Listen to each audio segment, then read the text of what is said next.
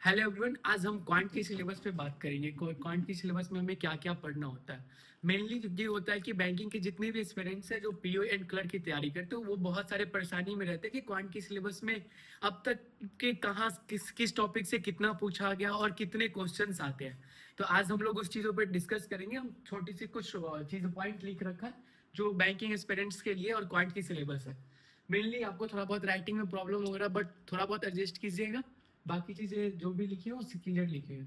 जैसे कि हम लोग क्वांट के सिलेबस में आपको पढ़ना होता है, जो जैसे आप देख लो कि सिंप्लीफिकेशन होता है, ठीक है।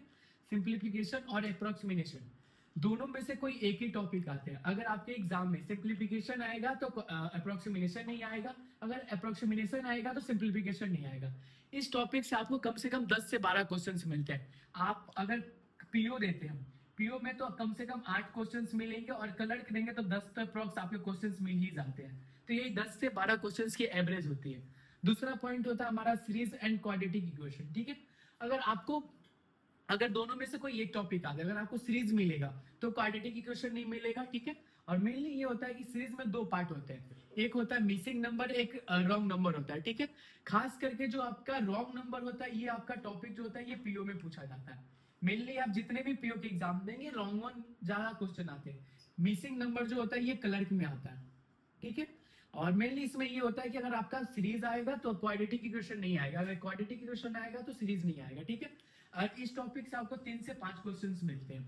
तीसरा टॉपिक ये होता है कि हमारा डीआई का, ठीक है। डीआई कितने टाइप के होते हैं, मेनली अभी अगर 5 साल का प्रीवियस ईयर क्वेश्चंस देखते हैं तो उसमें 3 टाइप का डीआई आता है। एक टेबुलर डीआई आता है, एक पाई चार्ट आता है, एक बार ग्राफ आता है, ठीक है। इन तीनों टॉपिक में एक आपका और कॉमन होता है जो कि रेशियो पे चीजें पूछी जाती है, ठीक है। तो इन तीनों से रिलेटेड आपके रेशियो में भी क्वेश्चन आते हैं। अगर आपको देखें तो आपको खासकर जैसे आप कल का पीओ कल एसबीआई पीओ की आपकी एग्जाम हुई है, जिसमें अगर हम बात करें तो 3 डीआई पूछा गया था। एसबीआई पीओ में 1 अगस्त का अगर एग्जाम देखेंगे तो 3 डीआई आया था।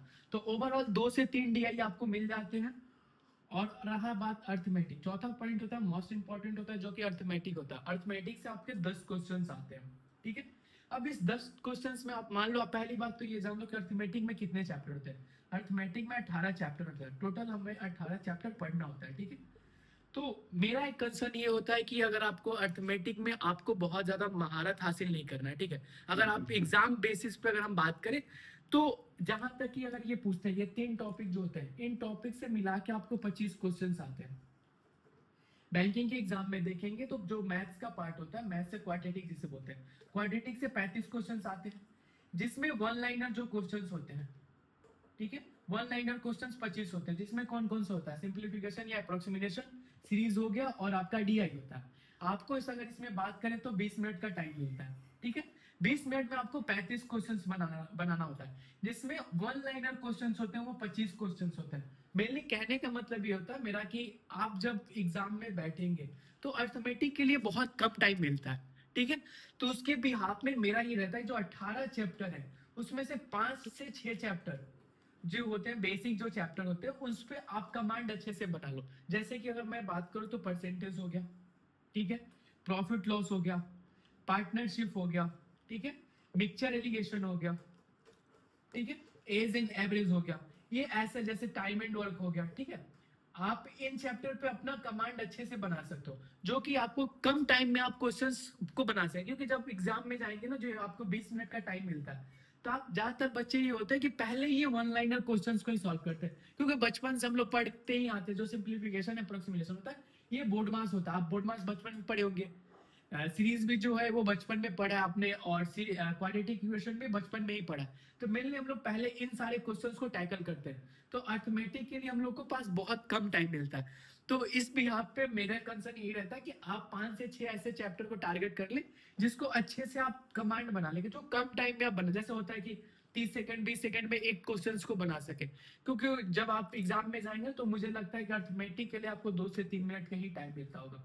मैक्स टू मैक्स अगर आपको मिलेगा तो 5 मिनट का टाइम मिलेगा। तो 5 मिनट में अगर 4 से 5 अर्थमेटिक टैकल कर लेते तो बहुत होता है। तो ये रहा हमारा क्वांट का सिलेबस, ठीक है। होप सो आपको बहुत अच्छा पसंद भी आया होगा। तो हमारे इंस्टाग्राम चैनल और यूट्यूब चैनल को फॉलो कर लीजिएगा। नेक्स्ट हम लोग रीजनिंग पे बात करेंगे, ठीक है। रीजनिंग में क्या क्या क्वेश्चन पूछे जाते हैं। All the best.